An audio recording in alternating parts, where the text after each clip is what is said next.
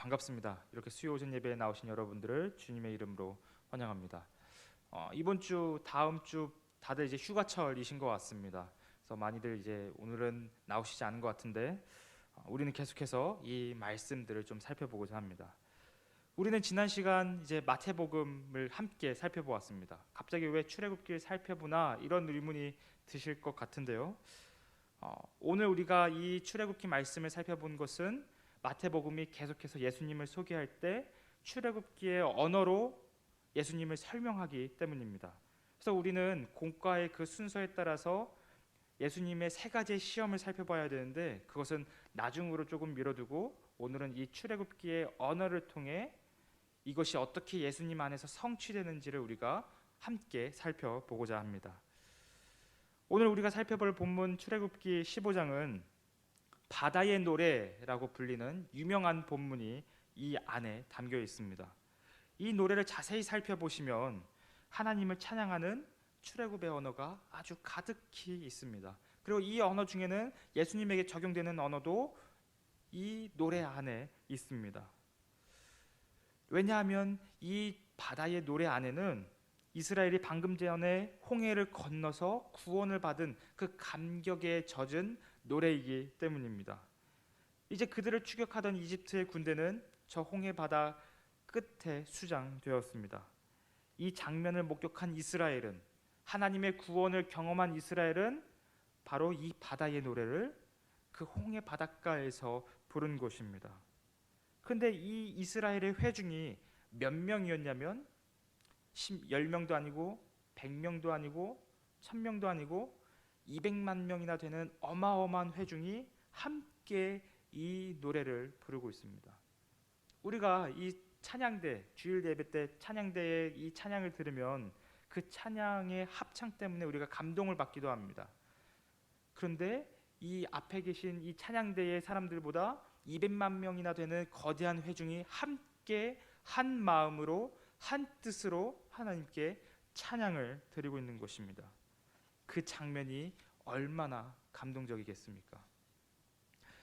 이런 이유 때문에 이 바다의 노래는 구약 성경에서 아주 유명한 노래입니다. 그런데 이 본문이 유명한 또 다른 이유가 있습니다. 그것은 이 바다의 노래가 이스라엘이 하나님께 드리는 첫 번째 찬양이기 때문입니다. 성경에 기록된, 구약 성경에서 기록된 가장 첫 번째의 찬양이 바로 이 바다의 노래입니다. 그렇다면 우리는 이 지점에서 한 가지 의문이 생기게 됩니다. 이스라엘은 왜 출애굽 때, 이집트에서 탈출했을 때, 유월절 때 하나님을 찬양한 것이 아니라 왜 홍해를 건너고 나서 하나님을 비로소 찬양하기 시작했을까요? 이에 대한 힌트는 출애굽기 14장 31절에 기록된 이스라엘의 반응을 통해 우리가 조금 살펴볼 수가 있는데요. 출애굽기 14장 31절을 보시면 이렇게 기록되어 있습니다. 이스라엘의 여호와께서 애굽 사람들에게 행하신 그 큰 능력을 보았으므로 백성이 여호와를 경외하며 여호와와 그의 종 모세를 믿었더라. 출애굽기 14장 31절에 의하면 이스라엘은 홍해를 건너고 나서야 무엇을 하기 시작합니까? 하나님을 경외하고 모세를 신뢰하기 시작했습니다. 이 말을 조금 뒤집어서 생각을 해보면 그 전에는 이스라엘이 하나님을 경외하지도 않았고 모세를 신뢰하지도 않았고 하나님을 의지하지조차 않았다는 것을 우리가 이 말씀을 통해서 알 수 있는 것입니다. 그렇다면 이스라엘은 왜 출애굽 가운데 하나님의 아주 기이한 일들을 보았음에도 불구하고 10가지 재앙과 그리고 그들이 이집트에서 기적적으로 탈출하는 그 상황을 경험했음에도 불구하고 왜 그들은 하나님을 신뢰하지 않았을까요? 왜 하나님을 경외하지 않았을까요? 그것은 이스라엘이 자신들의 주관을 가지고 그들이 이집트에서 살아왔던 그 관념으로 하나님을 바라보았기 때문입니다. 이집트의 신들은 하나님과는 다르게 물론 우상이죠. 그런데 이 이집트의 신들은 아주 제멋대로에다가 인간을 종처럼 부려먹는 그런 신들이었습니다. 이스라엘은 이러한 신관념 안에서 400년 동안 이집트에서 살아왔었습니다. 그들은 그 관념을 가지고 동일하게 누구를 바라본 것입니까? 하나님을 바라본 것입니다. 그렇기 때문에 이스라엘은 하나님을 이집트의 신들과 같이 제멋대로이고 언젠가는 다시 변덕을 부릴 만한 그런 신으로 여겼던 것입니다. 실제로 이스라엘은 홍해를 맞닥뜨리고 나서 이집트의 추격 소식을 들었을 때 이렇게 생각했을 것입니다. 거봐, 여호와라는 신도 결국에는 우리를 이렇게 구원했지만 마음을 바꾸어서 변덕스러워서 우리를 이렇게 광야에서 이 홍해 바다 앞에서 죽이려고 하는 거 아니야? 이렇게 생각했을 가능성이 매우 높다는 것입니다. 그래서 이스라엘은 모세에게 이렇게 불평합니다. 출애굽기 14장 11절에서 12절을 보시면 홍해 바닷가에서 이스라엘이 어떻게 불평하는지를 볼 수가 있습니다. 그들이 또 모세에게 이르되 애굽에 매장지가 없어서 당신이 우리를 이끌어내어 이 광야에서 죽게 하느냐? 어찌하여 당신이 우리를 애굽에서 이끌어내어 우리에게 이같이 하느냐? 우리가 애굽에서 당신에게 이른 말이 이것이 아니냐? 이르기를 우리를 내버려 두라. 우리가 애굽 사람을 섬길 것이라 하지 아니하더냐? 애굽 사람을 섬기는 것이 광야에서 주는 것보다 낫겠노라. 이것이 그 홍해 바닷가 앞에서 이스라엘이 모세에게 불평했던 내용입니다. 광야에서 죽는 것보다 차라리 그냥 이집트에서 종처럼 살아가는 게 훨씬 낫지. 뭐하러 여기까지 나왔나? 우리를 인도한 저 여호와라는 하나님은 과연 믿을 수 있는 신인가? 이집트의 신들과 같이 똑같은 그런 변덕스러운 신이 아닌가? 이런 생각을 가지고 있었던 것입니다. 이처럼 홍해는 이스라엘이 하나님을 신뢰할 수 없다는 것으로 그 마음을 끄집어내는 그런 하나의 장치였습니다. 마찬가지로 우리 삶에 닥쳐온 홍해는 당장 우리의 앞길을 막을지도 모르겠습니다. 그리고 그 홍해는 하나님을 향한 우리의 그 신뢰와 믿음을, 우리 연약한 그 마음들을 끄집어내는 하나의 장치가 될 수도 있습니다. 그런데 하나님은 여기서 어떻게 반응하십니까? 그들을 나무라십니까? 그들을 정죄하십니까? 아닙니다. 하나님은 믿음 없는 이 이스라엘을 향하여 이렇게 말씀하신대요. 출애굽기 14장 4절 말씀입니다. 내가 그와 그의 온 군대로 말미암아 영광을 얻어 애굽 사람들이 나를 여호와인 줄 알게 하리라. 홍해는 이스라엘에게 있어서 하나의 걸림돌이었고 그들의 불신앙을 드러내는 하나의 장치였습니다. 그런데 하나님은 홍해를 통해 무엇을 하십니까? 하나님의 영광을 드러내려는 도구로 사용하십니다. 이스라엘을 구출해낸 여호와께서 어떤 하나님이신지 이 홍해를 통해서 드러내시려는 것입니다. 즉 우리에게 닥쳐온 고난이, 홍해와 같은 그 거대한 장애물이 어떤 성격으로 바뀌게 됩니까? 하나님이 누구신지를 보여주는 장치가 되고 하나님의 영광을 드러내는 그런 하나의 도구가 됩니다. 우리의 불신을 드러내는 도구가 하나님을 드러내는, 하나님을 신뢰할 수 있게 하는 그런 도구가 되는 것입니다. 이처럼 하나님은 홍해를 통해 당신께서 고대 근동의 신들과는 다르다는 것을 보여주십니다. 이스라엘의 생존을 위협하고 이스라엘을 무너뜨리게 하는 그것을 가지고 하나님은 근본적으로 하나님을 신뢰하는 도구로서 사용하십니다. 그러므로 이스라엘과 함께 하시는 하나님은 어떤 분이십니까? 이집트의 신들과 같이 제멋대로이신 하나님이 아니라 언약에 신실하신 분이며 끝까지 당신의 백성들을 책임지시는 그런 하나님이신 것입니다. 그러므로 고난과 어려움은, 우리 삶 속에 닥쳐온 이러한 어려움들은 역설적이게도 나를 위하여 끊임없이 일하시는 하나님을 경험하는 그러한 도구가 될 수 있는 것입니다. 이런 하나님의 일하심은 이제 하나님이 믿어지고 신뢰하게 되어지는, 그리고 이스라엘의 구원으로 이어지는 그런 모습으로 이어지게 됩니다. 그리고 이러한 신앙의 경험은 어디로 이어지게 되냐면 오늘 우리가 살펴본 이 바다의 노래, 이스라엘이 200만 명이나 되는 그 사람들이 한 마음 한 뜻을 모아서 하나님께 찬양하는 그런 영광스러운 장면으로 이어지게 된 것입니다. 사랑하는 성도 여러분, 우리는 여기서 하나님께서 우리를 향하신 그 믿음의 원리가 무엇인지를 볼 수가 있습니다. 이스라엘의 신앙과 믿음은 이스라엘의 스스로의 그 능력과 그 믿음과 종교성에서 나온 것이 아닙니다. 그들의 종교성은, 그들의 영적인 실력은 하나님을 믿지 못하는 것으로 드러났습니다. 그들은 하나님을 신뢰하지 못하고 하나님께 불평하는 모습으로 드러났습니다.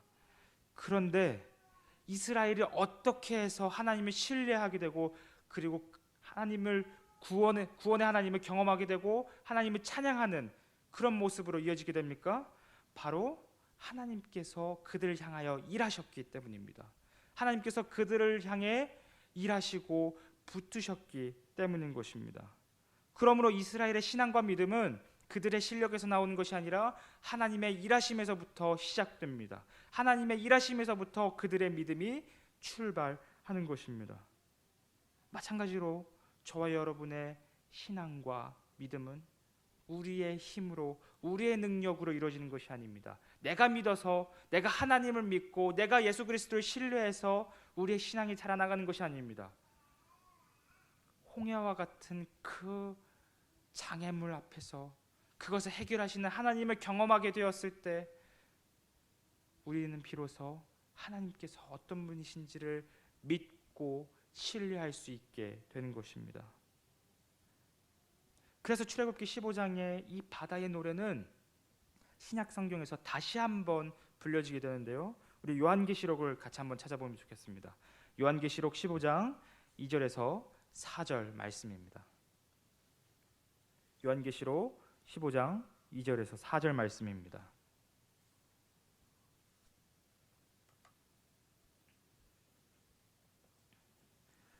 요한계시록 15장 2절에서 4절을 보시면 많은 사람들이 유리바닷가 앞에서 하나님의 어린 양을 찬송하는 장면이 등장하는데요. 요한계시록 15장 2절에서 4절 말씀 같이 교독하시겠습니다. 제가 먼저 한 절, 여러분이 한 절 읽으시겠습니다. 또 내가 보니 불이 섞인 유리바다 같은 것이 있고 짐승과 그의 우상과 그의 이름의 수를 이기고 벗어난 자들이 유리바닷가에 서서 하나님의 검은 고를 가지고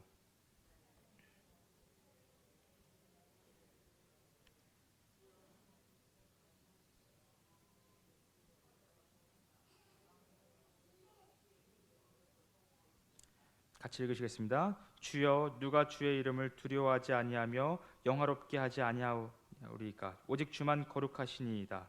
주의 의로우신 일이 나타났음에 만국이 와서 주께 경배하리이다 하더라.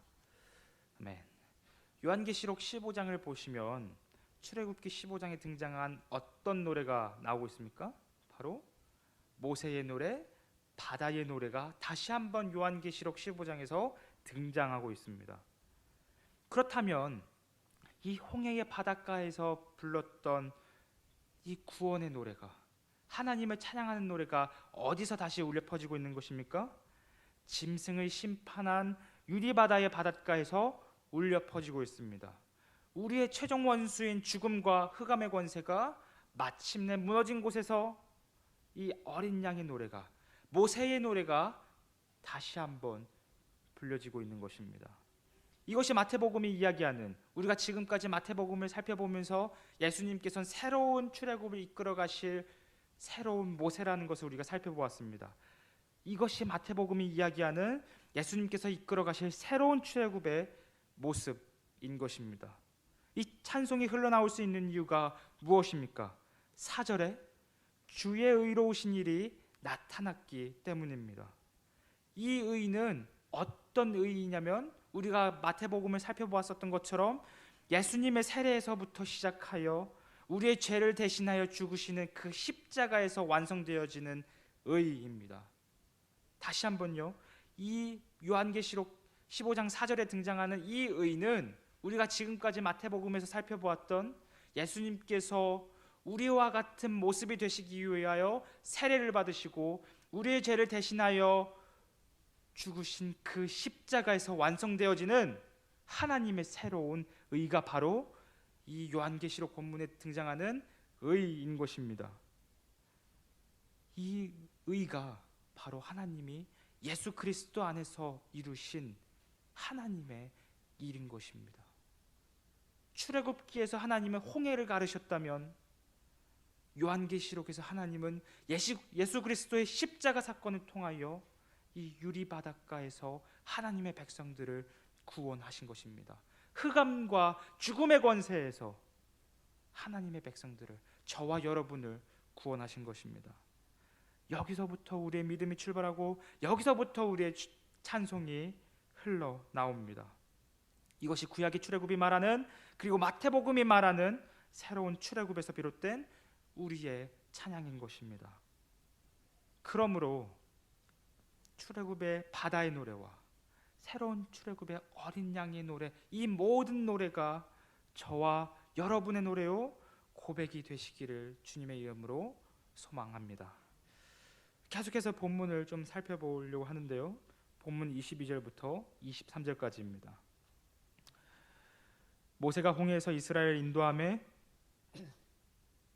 그들이 나와서 수르 광야로 들어가서 거기서 사흘 길을 걸었으나 물을 얻지 못하고 마라에 이르렀더니 그곳 물이 써서 마시지 못하겠으므로 그 이름을 마라라 하였더라. 본문을 보시면 이스라엘은 이제 모세의 인도에 따라서 홍해에서 광야길에 들어가게 됩니다. 이들은 광야길을 걸으면서 홍해에서 하나님의 큰 일을 경험한 그 기쁨을 가지고 광야의 길로 걸어갔을 것입니다. 그들은 이 광야길을 건너기만 하면 이제 하나님께서 약속하신 그 약속의 땅에 도착할 것이라는 소망이 있었습니다. 그러나 이스라엘의 기대는, 이러한 어떤 기쁜 마음들은 그리 오래가지 못했습니다. 광야라는 곳은 어떤 곳입니까? 생명이 살기 힘든 아주 척박한 곳입니다. 한낮에는 뜨거운 햇빛이 자결하는 곳이며 물과 음식을 구할 수 없는 너무나도 척박한 그런 지역입니다. 이제 이스라엘의 시야에는 광야라는 이런 현실이 그들의 눈으로 다가오기 시작합니다. 가지고 있던 물은 동이 나기 시작했고, 앞으로 물을 발견하지 못한다면 그들은 죽을 수도 있다는 생각에, 그런 두려움에 빠지게 됩니다. 그러다가 이스라엘은 마라에서 물을 발견하게 됩니다. 물을 발견한 이스라엘은 아마도 이제 드디어 살았다, 여기서 물을 이제 공급하고 다시 이 길을 떠나가야겠다, 이런 식으로 생각을 했을 것입니다. 그런데 그 지역에서 나는 물을 마셔보니까 어떻습니까? 여기 본문을 살펴보면 너무 쓰고 짜서 도저히 마실 수 없는 그런 물이었습니다. 그때 이스라엘의 심정이 어땠을까요? 그들의 인내심이 폭발하게 됐을 것입니다. 아니, 홍해를 건넌 건 좋은데, 약속의 땅에 가는 건 좋은데 물이 없어서 죽을 수도 있는 이 상황이 말이 되나? 이렇게 생각했을 것입니다. 그래서 본문은 그때 당시의 상황을 이렇게 묘사하는데요, 본문 24절 말씀입니다. 백성이 모세에게 원망하여 이르되 우리가 무엇을 마실까 하매. 이스라엘의 모세에게 이러한 불평을 하는 것은 너무나도 당연한 불평일 것입니다. 왜냐하면 물의 부족은 당장 목숨과도 직결되는 중요한 문제이기 때문입니다. 아무리 출애굽을 하고 홍해를 건넜다고 하더라도 물이 없어서 죽는다면 이게 무슨 의미가 있겠습니까? 그렇다면 하나님은 도대체 왜 이스라엘을 이런 방식으로 이끌어 가시는 걸까요? 뭔가 이스라엘 광야길에 들어섰으면 보호하시기도 하고 물과 어떤 음식과 이런 것들 제때 공급하셨다면 이들의 불평이 없지는 않았을까요? 하나님은 도대체 왜 이런 방식으로 그들을 인도하셔서 마라라는 곳에서 희망 고문과 같은 것을 하시는 걸까요? 그것은 하나님께서 이스라엘을 시험하시기 위해서입니다. 사랑하는 성도 여러분, 하나님은 당신의 백성들을 시험하시는 분이십니다. 우리가 하나님께서 시험하신다는 이 내용을 들었을 때 뭔가 좀 거리낌이 마음의 거리낌이 좀 생기는 것만 같습니다. 하나님은 왜 우리를 시험하시는 걸까요? 왜냐하면 하나님은 우리의 수준을 아시는데, 우리의 믿음의 수준을 아시는데 우리는 우리 자신의 수준이 어떠한지를 모르기 때문입니다. 우리가 고난과 어려움 앞에 직면하게 되었을 때 우리의 본 모습이 드러나게 됩니다.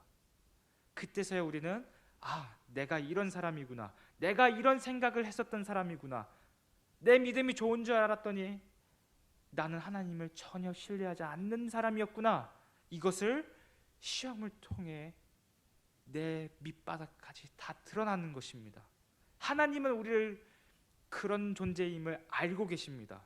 그런데 우리가 그런 존재임을 모르기 때문에 시험을 통해 이런 것을 드러내게 하시는 것입니다. 왜냐하면 그래야만 내가 어떠한 상태에 있고, 그래야만 내가 내 옛사람을 버리고 내 옛모습을 버리고 하나님만을 신뢰할 수 있는 모습으로 한 걸음씩 한 걸음씩 자라나갈 수 있기 때문입니다. 우리가 다음 주에 살펴보겠지만 예수님은 세례를 받으시고 나서 하나님의 아들이라고 인준을 받으셨습니다. 그리고 나서 예수님께서 향하신 곳은 공생애의 그 사역지로 바로 향한 것이 아니라 광야로 향하셨습니다. 그곳에서 40일 동안 예수님은 금식하시며 오직 하나님만을 의지했습니다. 그러자 찾아온 것이 무엇이냐면 마귀가 예수님에게 찾아와서 세 가지의 유혹을 던지는 그런 모습으로 우리가 다음 주에 마태복음 4장을 보게 될 것입니다. 그런데 이것은 사실 성령 하나님의 통제 아래에 있는 세 가지의 시험이기도 했습니다. 왜냐하면 예수님께서 광야에서 40일 동안 금식하시면서 시험을 받으신 것이 이스라엘이 광야 생활을 했었던 그 시험의 내용과 똑같은 내용이기 때문입니다. 거기서 예수님은 마귀의 유혹에 따라 하나님의 아들로서 자신의 권리와 뜻대로 행하시는 것을 선택하지 않으십니다. 마귀의 그 세 가지의 시험들을 보면, 유혹들을 보면 마귀가 무엇을 유혹하냐면 당신이 하나님의 아들이니까 굳이 사람과 같이 될 필요가 있나, 굳이 고통을 받을 필요가 있나, 굳이 어려운 길을 갈 필요가 있나, 그냥 편한 길을 가시면 되지, 왜 사서 이 고생을 하십니까? 라고 마귀가 예수님에게 이런 유혹을 하고 있는 것입니다. 그런데 예수님은 오히려 그 유혹 가운데서 스스로 고난의 길을 자처하십니다. 왜냐하면 그것이 하나님께서 예수님에게 바라셨던 모습이기 때문입니다. 그래서 예수님은 하나님을 신뢰하기에, 하나님을 믿기에 스스로 그 어려운 길들을 자청해서 가십니다. 이를 통해 예수님은 진정한 하나님의 아들이 무엇인지를 보여주신 것입니다. 예수님의 이 모습은 사실 이스라엘이, 하나님의 아들이라고 불리는 이스라엘이 이 광야 생활 속에서 보여주어야 했던 그런 믿음의 모습입니다. 그런데 하나님의 아들인 이스라엘은 아직 예수님과 같은 그런 장성한 믿음의 분량에는 자라지 못한 것 같습니다. 왜냐하면 그들은 이제 막 출애굽을 한 사람들이고 이제 막 홍해를 건넌 그런 어린아이와 같은 그런 사람들이었기 때문입니다. 그렇기 때문에 이스라엘의 믿음의 수준은 처참하기 그지 없었던 것입니다. 하나님은 이 시험을 통해 이스라엘의 이러한 믿음을 드러낸 것입니다. 그들의 연약함을 드러낸 것입니다. 하나님께서 주신 이 이스라엘의 시험에서 모세는 이렇게 반응을 하는데요. 출애굽기 15장 25절 상반절입니다. 모세가 여호와께 부르짖었더니, 모세는 하나님께 무엇을 하고 있습니까? 부르짖고 있습니다. 하나님께 의지하고 있습니다.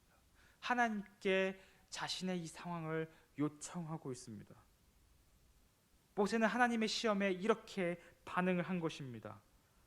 우리가 이러한 모습을 보면서 어쩌면 모세니까, 하나님의 위대한 선지자이니까 당연히 그럴 수도 있겠지, 이렇게 생각할 수도 있겠습니다.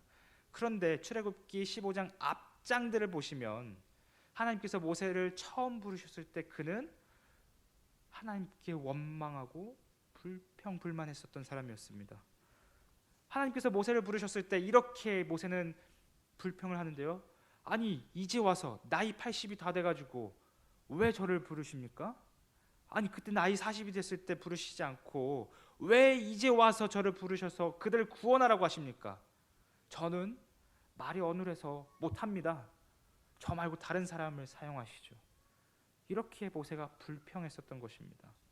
그런데 이렇게 불평했던 모세가 출애굽 때에 그 이집트의 10가지 재앙과 홍해가 갈라지는 이런 여러 가지 사건들을 통해 모세는 하나님을 신뢰하는 자로서 성장했습니다. 하나님만을 의지하는 믿음의 사람으로 변화된 것입니다. 모세의 이 모습이 바로 하나님께서 이스라엘에게 주신 첫 번째 시험에서 드러난 것입니다. 그런데 이스라엘은 이러한 모세의 모습과는 정반대로 하나님께 불평을 하고 모세에게 원망을 하는 그런 모습으로 나타납니다. 이스라엘은 자신의 현실의 문제를 하나님보다 더 큰 것으로 여긴 것입니다. 결국 이스라엘은 하나님의 시험에 통과하지 못하게 됩니다. 사랑하는 성도 여러분, 그렇다면 하나님께서는 이 이스라엘의 이러한 수준을 모르고 이 마라라는 시험을 주셨을까요? 아닙니다. 하나님께서는 이스라엘의 수준을 알고서라도 이 마라의 시험을 주셨습니다. 왜냐하면 이 시험을 통해서 그들의 영적인 상태가, 영적의 수준이 어떠한지를 드러낼 수 있기 때문입니다. 이러한 목표를 이루신 하나님께서는 이제 쓴 물을 단물로 바꾸어서 이스라엘의 필요를 채워 주십니다. 여기에 하나님께서 이스라엘을 시험하신 진정한 의도가 드러납니다. 그것은 하나님께서 이스라엘에게 주신 그 시험의 목적은 이스라엘의 모든 필요가 그들의 힘과 그들의 능력으로 채워나가는 것이 아니라 하나님께서 공급해 주신다는 사실에 있습니다. 이 시험을 통해 그들이 필요한 그 물과 마실 것과 먹을 것의 문제는 다 하나님께 달려 있다는 것을 하나님께서는 이 마라의 시험을 통해서 알려주고 싶으셨던 것입니다. 그러므로 그들은 앞으로 광야 생활 동안 자신의 힘과 능력으로 이 먹는 것의 문제를, 마실 것의 문제를, 생존의 문제를 해결해서는 안 됩니다. 그들은 오직 모든 것을 공급하시는 하나님만을 신뢰하고 하나님만을 의지해야 하는 것입니다. 이것이 광야 생활 동안 이스라엘이 반드시 배워야 할 것입니다. 아무것도 없는 그 척박한 곳에서 그들이 의지할 것은 자신의 힘이 아니라 오직 모든 것을 공급하시는 하나님만을 의지하는 것, 그것이 그들이 광야에서 배워야 할 것들인 것입니다. 물론 이러한 지경까지, 이런 믿음의 수준까지 이스라엘은 성장할 수 없을 것입니다. 단번에 이런 믿음의 수준에 자랄 수는 없을 것입니다. 그래서 하나님은 광야 생활 40년 동안 이것을 천천히 가르치십니다. 여러 가지 시험들을 주십니다. 그들은 그때마다 불평과 불만을 할 것입니다. 근데 하나님은 거기서 끝을 내는 것이 아니라 그 시험을 통해 이스라엘이 하나님을 의지하도록, 하나님을 신뢰하도록 인도하시고 붙들어 나가실 것입니다. 이를 통해 하나님께서는 광야 40년 생활을 통해 궁극적으로 무엇을 가르치고자 하시는 걸까요? 모세는 신명기 8장 3절에서 이렇게 이야기합니다. 너를 낮추시며 너를 줄이게 하시며 또 너도 알지 못하며 내 조상들도 알지 못하던 만나를 내게 먹이신 것은 사람이 떡으로만 사는 것이 아니요 여호와의 입에서 나오는 모든 말씀으로 사는 줄을 내가 알게 하려 하심이니라. 이 신명기 8장 3절의 말씀은 출애굽기의 그 광야 40년 생활의 모든 목적이 담겨 있는 말씀입니다. 하나님께서 시험을 통해 이 광야 40년을 통해 가르치고 싶으셨던 것은 사람은 떡으로만, 이 세상의 자원으로만 살아가는 것이 아니라 하나님의 말씀으로 살아간다는 그 사실을, 그래서 이 세상에 매몰되고 이 세상에 종속되는 것이 아니라 하나님만을 의지하며 하나님만을 붙잡으며 나아가는 사람이 되기를 바라셨던 것이 바로 이 광야 40년의 기간을 통해 하나님께서 알려주고자 싶으셨던 것입니다. 사랑하는 성도 여러분, 우리에게 있어서 떡의 문제는 너무나도 중요합니다. 우리가 뉴스를 틀면 나오는 여러 가지 사건 문제들이 주식이니 부동산이니 금리가 올랐다느니 하는 이런 모든 문제는 사실 다 이 땅에서 살아가는 데 있어서 필요한 떡의 문제들입니다. 그런데 하나님은 그것만 중요한 것이 아니라고 말씀하십니다. 세상의 사람들은 그것이 전부인 양 살아갑니다. 세상을 살아가는 사람들은 그것이 모든 것인 마냥 섬기며 그것을 잃으면 내 인생은 의미 없다고 생각하며 살아갑니다. 그런데 하나님은 그것이 아니라 사람이 떡으로만 사는 것이 아니라 오직 하나님의 말씀으로 살아간다는 것을 말씀하십니다. 하나님을 신뢰하면서 살아가는 것이 이 세상에서 종속되는 것보다, 이 세상의 그 자원들만 가지고 살아가는 것보다 더 중요하다는 것입니다. 그래서 또 다른 하나님의 아들이신 예수님은 마귀의 첫 번째 유혹에 이렇게 말씀하십니다. 마태복음 4장 4절 말씀인데요, 예수께서 대답하여 이르시되 기록되었으되 사람이 떡으로만 살 것이 아니요 하나님의 입으로부터 나오는 모든 말씀으로 살 것이라 하였느니라 하시니.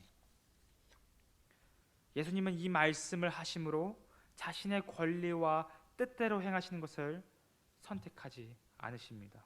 그분은 하나님의 아들이십니다. 그분은 메시아이십니다. 그렇기 때문에 그분이 원하시는 것을 언제든지 뜻대로 하실 수 있는 분이십니다. 그런데 예수님은 메시아적인 능력으로 자신의 유익을 위해 그 능력을 사용하지 않으십니다. 오히려 예수님은 더 어려운 길, 더 고난의 길로, 하나님께서 바라시는 그 길로 향하십니다.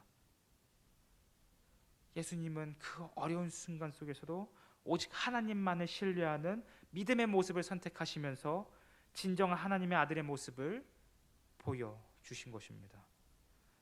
그러므로 저와 여러분 모두가 예수님과 같이 떡으로만 사는 것이 아니라 하나님의 말씀으로 살게 되시기를 주님의 이름으로 소망합니다.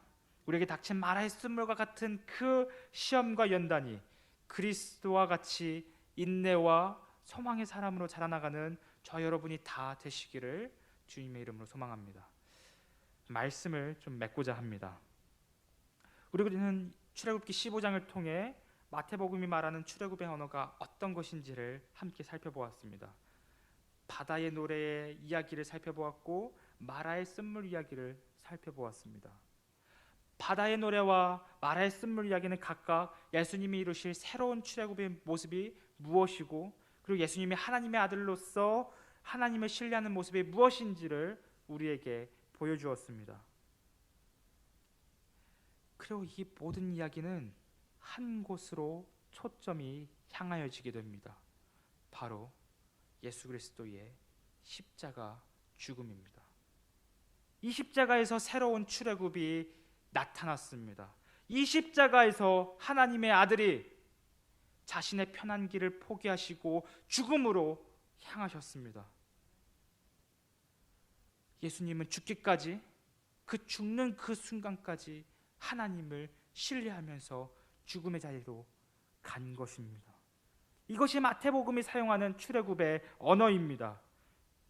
이것이 마태복음이 출애굽의 언어를 사용하면서 예수님께서 새로운 출애굽을 이끌어 가시는 분, 예수님께서 죽음의 순간까지 하나님을 신뢰하시는 분, 이렇게 그려내고 있는 것입니다. 오늘 우리에게 주어진 이 말씀이 남은 한 주를 살아가는 저와 여러분에게 복음의 능력이 되고 힘이 되고 평안이 되는 그런 말씀이 다 되시기를 주님의 이름으로 소망합니다. 기도하겠습니다.